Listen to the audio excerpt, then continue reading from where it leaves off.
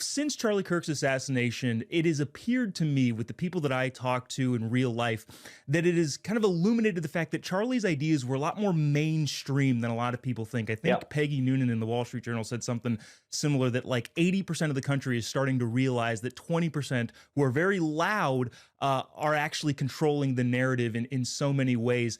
Is that something that you feel, and I recognize this is an anecdotal question, so we're going to get an anecdotal answer. Is that something that you feel when you talk to constituents, and is it really impacting anything in the halls of the Senate, the way that your colleagues are viewing, holy cow, a lot more of our constituency seems to be a little bit more conservative than we might have thought? So let me say yes on the first question and no on the second. Listen, I think with the American people, there's a real reservoir of common sense, and that's one of the things that Charlie appreciated. It's one of the real values of Turning Point, is going on to college campuses. I think young people are eager to hear the truth, and some of that is driven by the fact that I think in recent years we've seen the Democrat Party really get radicalized, and I think that started with the election of Donald Trump in 2016, that they hate him so much that it drove him to Looney Tune. And where we are today, if you pick a dozen issues that are 80-20 issues, it seems today's Democrat Party has decided, let's go embrace the 20% side, or even sometimes 90-10 issues. So, border security, it used to be, I was first elected to the Senate in 2012. When I got here, Democrats would say all the time, we should secure the border. You can pull up speeches. We've all seen speeches of Chuck Schumer or Hillary Clinton or Joe Biden saying we should secure the border. Today, every Democrat was for the open borders we had over the last 4 years, for 12 million people that invaded this country.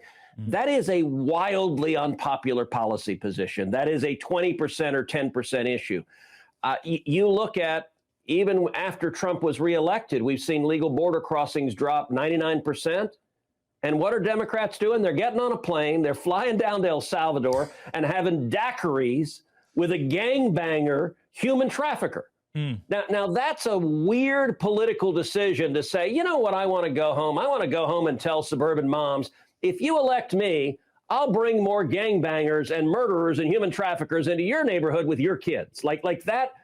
You don't have to be a political Nostradamus to know that's not the best campaign issue. They keep doing this over and over and over again. Abolish the police. That is a dumbass idea. Normal, rational people don't look around and go, you know what we need to do? Just get rid of all cops and let criminals run wild. Like people who are not idiots don't want to do that.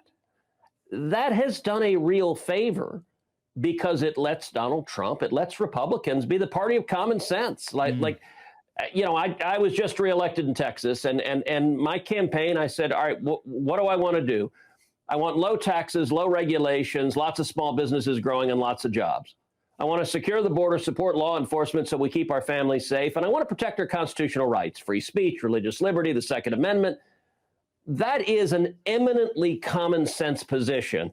And I think Charlie got that, and he would go on to college campuses and engage with people on the left, but do it with a smile, do it with laughter and common sense and empathy. Look, some of the best exchanges that Charlie had were with someone who, say, is transgender and is struggling with it.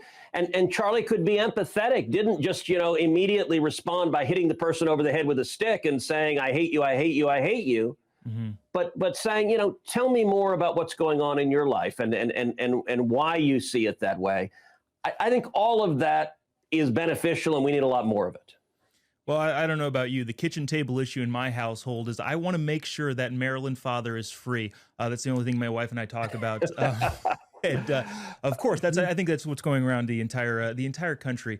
It seems like, the left is continuing to believe everything on X, formerly Twitter, and think that represents the entirety of the country.